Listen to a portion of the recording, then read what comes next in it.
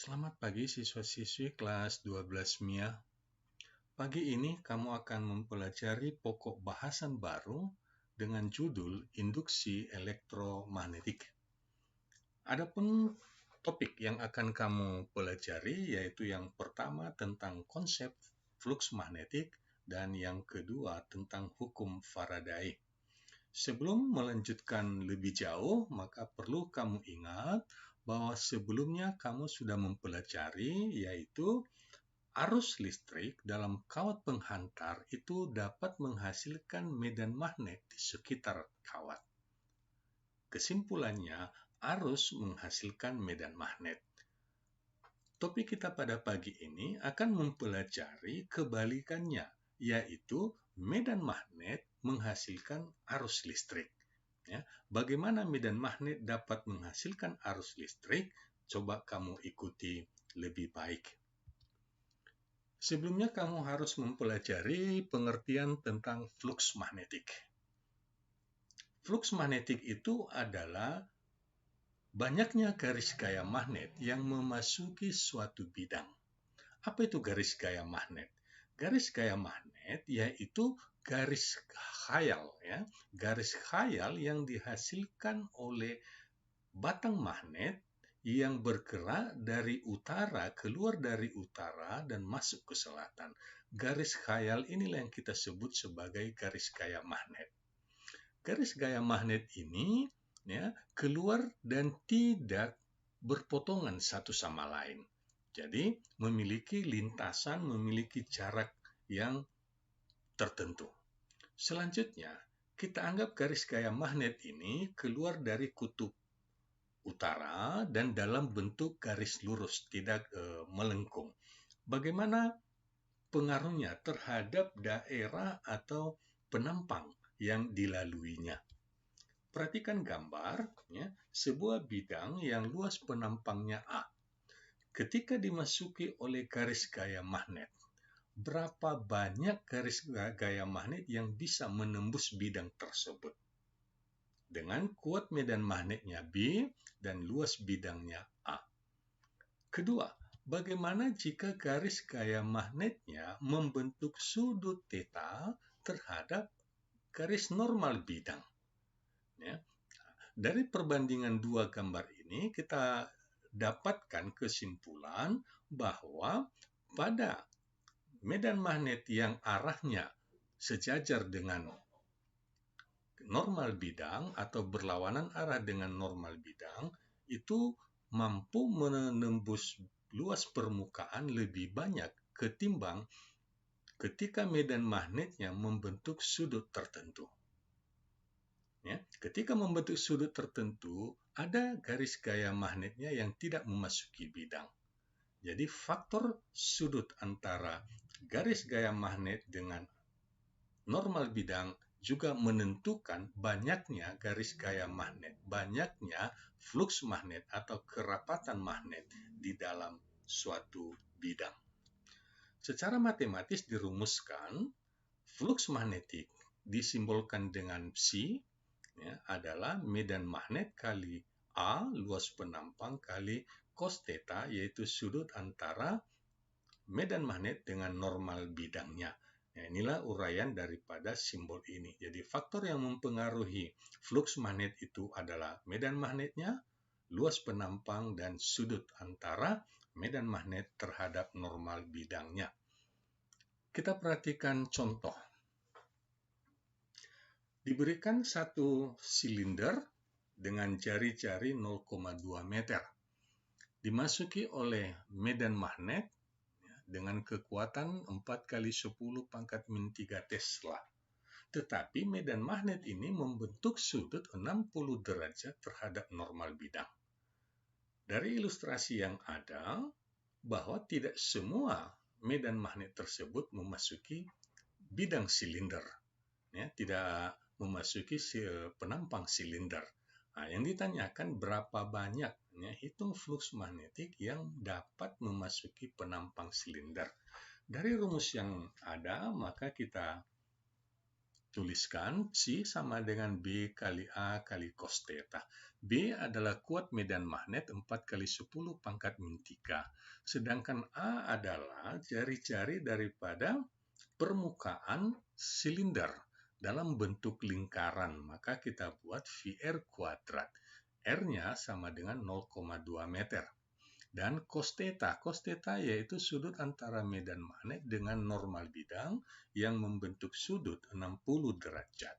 Jika angkanya kita masukkan, 4 kali 10 pangkat min 3 kali V kali 0,2 kuadrat, berarti 4 kali 10 pangkat min 2. Ya, kali cos theta yaitu cos 60 setengah, maka kita dapati 8 kali 10 pangkat min 5 kali V Weber. Jadi inilah flux magnet yang dapat masuk ke dalam permukaan silinder.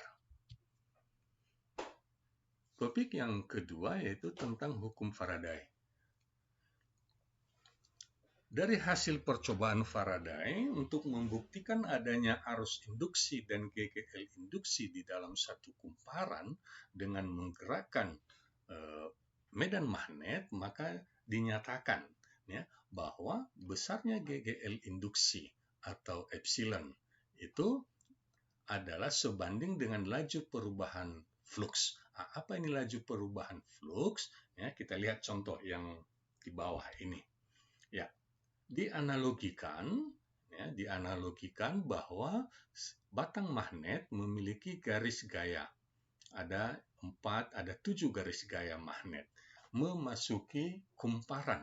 Nah, kumparan ini adalah lilitan kawat yang sebelumnya kita kenal dengan nama solenoida.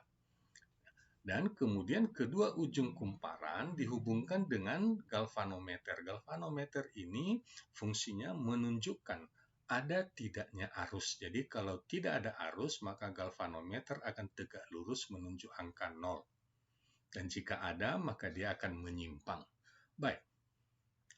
Dari gambaran ini kita dapati bahwa 7 garis gaya magnet yang dikeluarkan oleh medan magnet, pertama-tama yang masuk ya, sebelum batang magnetnya masuk ke dalam kumparan, maka garis gaya yang dilingkupi itu ada 3, sedangkan 4 yang lainnya berada di luar.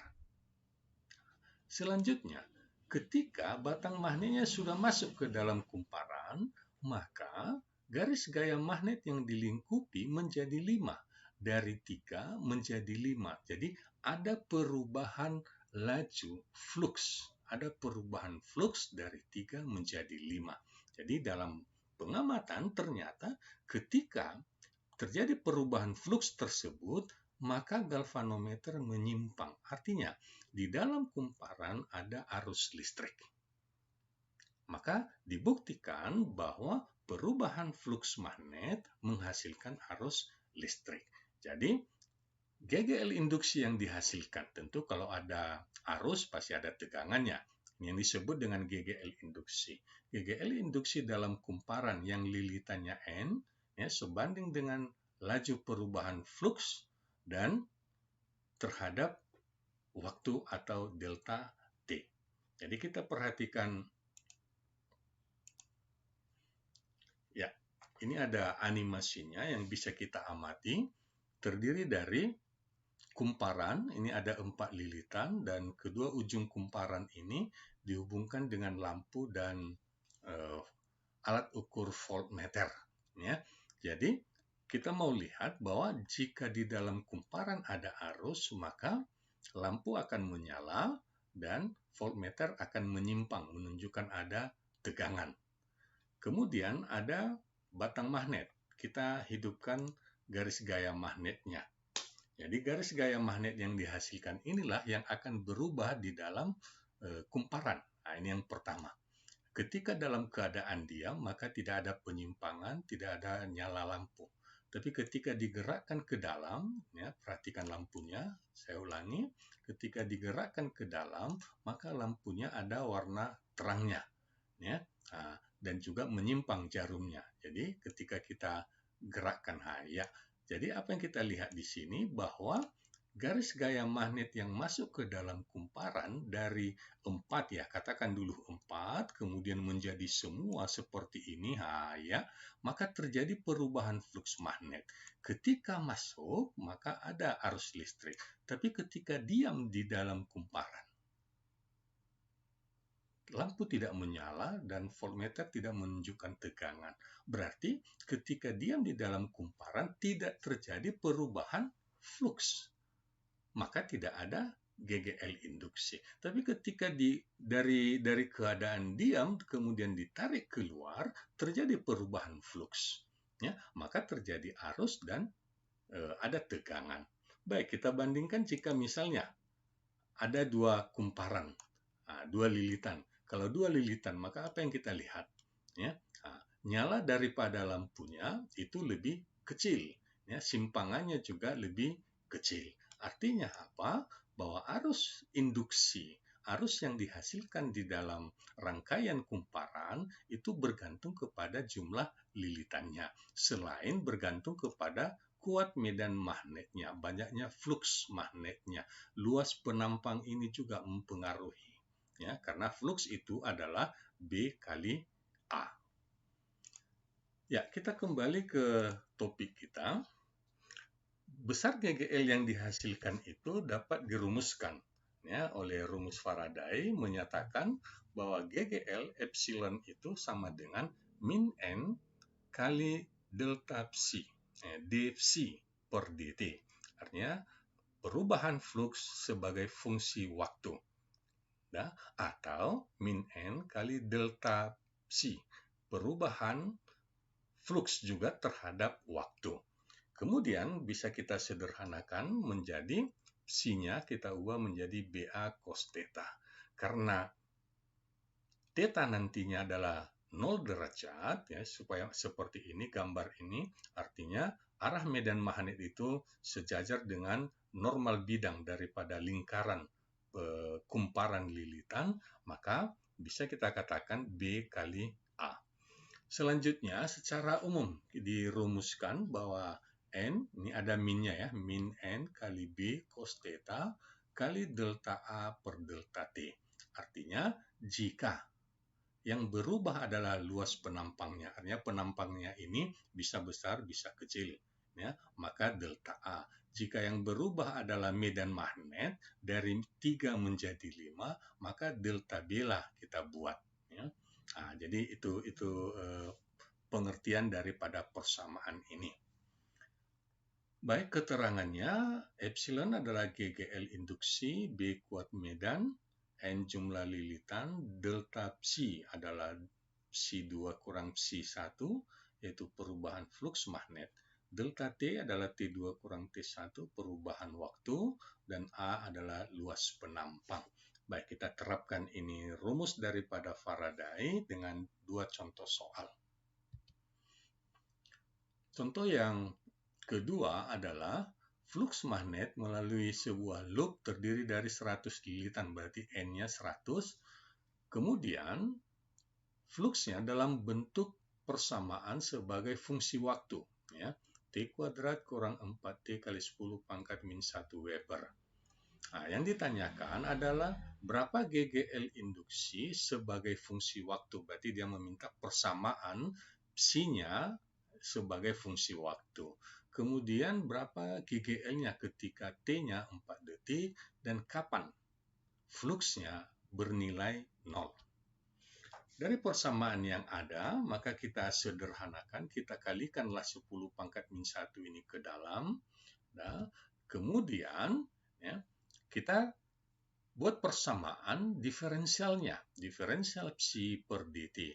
Diferensial psi-nya kita masukkan nilainya 0,1 T kuadrat kurang 0,4 T per dt. Sifat daripada diferensial ini, ya, kamu sudah pelajari di topik pembelajaran matematika, maka ini menjadi 0,1 kali pangkatnya, ya, 0,1 kali 2, 0,2 T, pangkat 2-nya berkurang 1 menjadi tinggal pangkat 1. Kemudian T-nya di sini pangkat 1, berarti 0,4 kali 1, 0,4, T-nya menjadi pangkat 0, T pangkat 0 berarti Maka persamaan dari diferensial psi-nya 0,2T kurang 0,4. Dari pertanyaan yang bagian A, maka kita bisa tuliskan epsilon T fungsi waktu sama dengan min N d psi per dt. Ya, min N, min 100. N-nya 100, ya, kemudian kali 0,2T kurang 0,4 itu diferensial psi per dt. Nah, inilah fungsinya. Kita sederhanakan lagi nilainya. Kita kalikan ke dalam, maka menjadi minus 20T kurang 40. Ya, inilah persamaan umum. Maka jika bagian B memberikan nilai waktu, maka tinggal memasukkan nilai waktunya T-nya. Ketika T-nya dimasukkan 4, maka 20 kali 4 kurang 40. Sisanya adalah 40 volt. Artinya pada detik keempat, tegangan yang dihasilkan adalah 40 volt. Pertanyaan bagian C, yaitu waktu saat fluksnya 0. Persamaan fluks sudah diberikan, ya, sudah diberikan tadinya, T kuadrat kali 10 pangkat min 1, ya, dikurang 4T kali 10 pangkat min 1. Kita sederhanakan, kita pindahkan ke kanan menjadi, ya, T kuadrat kali 10 pangkat min 1, negatif 4T pindah menjadi positif 4T kali 10 pangkat min 1.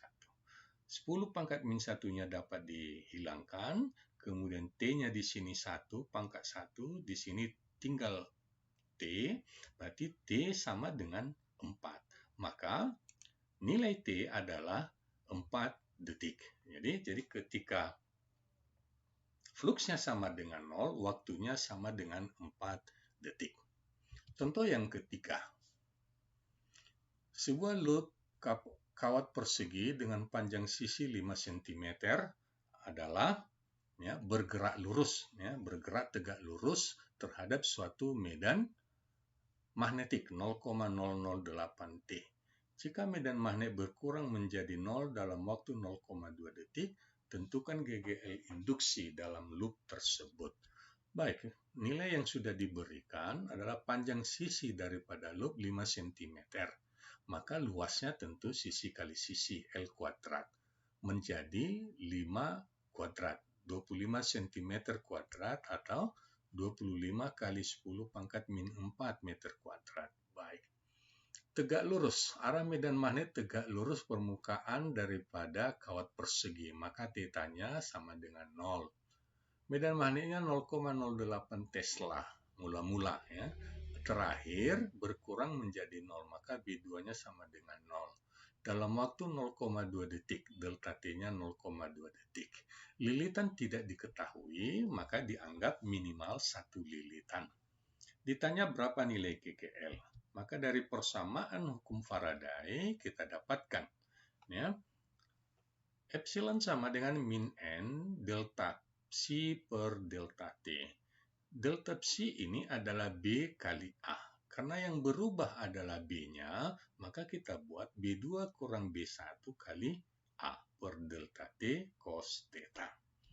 Selanjutnya nilai N-nya sama dengan 1. Medan magnet terakhir katanya menjadi 0, ya. Kemudian mula-mula 8 kali 10 min 3. Luas permukaan loop sama dengan 25 kali 10 pangkat min 4. Dalam waktu 0,2 detik. Kemudian cos 0, ya, karena tegak lurus terhadap normal bidang berarti sudutnya adalah 0 derajat. Maka nilai yang diperoleh yaitu GGL induksi pada kumparan persegi tersebut adalah 1 kali 10 pangkat min 4 atau 0,1 milivolt. Jadi inilah contoh daripada perhitungan untuk topik hukum Faraday. Selanjutnya, beberapa penerapan hukum Faraday. Ya. Di dalam kehidupan sehari-hari, ini sudah biasa kita kenal generator.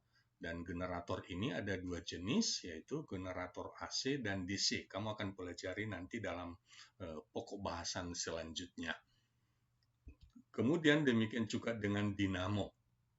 Ya, prinsip dasar daripada generator dengan dinamo itu sama, cuma bedanya Generator menghasilkan arus, sedangkan dinamo harus dihubungkan dengan arus, disuplai oleh arus untuk menggerakkan dinamonya.